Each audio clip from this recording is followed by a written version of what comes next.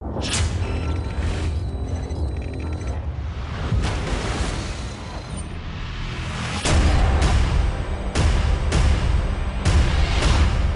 we're talking about Annihilation, the new map pack for Call of Duty Black Ops. We have 4 new multiplayer maps: Hangar 18, Silo, Drive-In, and Hazard, and a new zombies map called Shangri-La. Hangar 18 is based in the highly controversial Area 51, and it has a lot of Easter eggs that play up the conspiracy theory aspect. Hangar 18 is a medium-sized map. It has a pretty classic multiplayer gameplay structure. All the paths lead through and around the hangar. It kind of caters for all game types. You've got your close quarters going through the hangar. You've also got some sniper points as well. Strategically, you want to hold down the hangar. If you can work with your teammates to really control the 4 main flow points, then you're going to dominate the map. Silo is based on a Russian underground nuclear missile silo construction site. It's probably one of the largest maps in the entire game. Silo favors players who take their time because there's a lot of flank routes and a lot of interconnecting paths.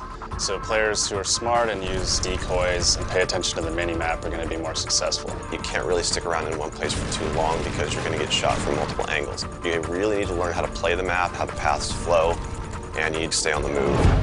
Nuketown was a really hugely successful and popular map with Black Ops, and we wanted to do another map in the DLC that kind of emulates that style of gameplay. Drive-In's a fairly small map, but it does have a variation of battles. You've got the wide open area in the middle, the actual Drive-In itself, but then you do have close quarter battles down the side.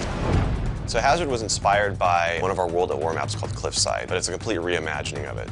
We've actually turned it into a golf course. It's a great level. Hazard is probably one of the only maps in the game that focuses almost exclusively on long-distance engagements, and the long-range snipers and LMG gunners and assault rifle guys are going to have an advantage. You're definitely going to want to avoid the fairway if you're not a sniper and stick to the edges of the map where there's some more intense choke points and medium-range engagements.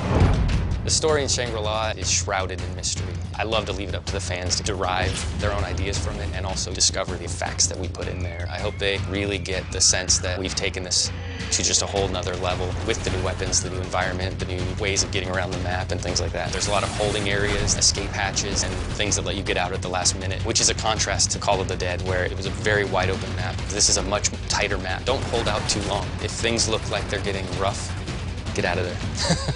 It's time to go. With Annihilation, we had a goal that we really wanted to push the visuals in all the maps. Each map feels very unique from one another. They feel like the kind of maps that you just want to spend a lot of time in.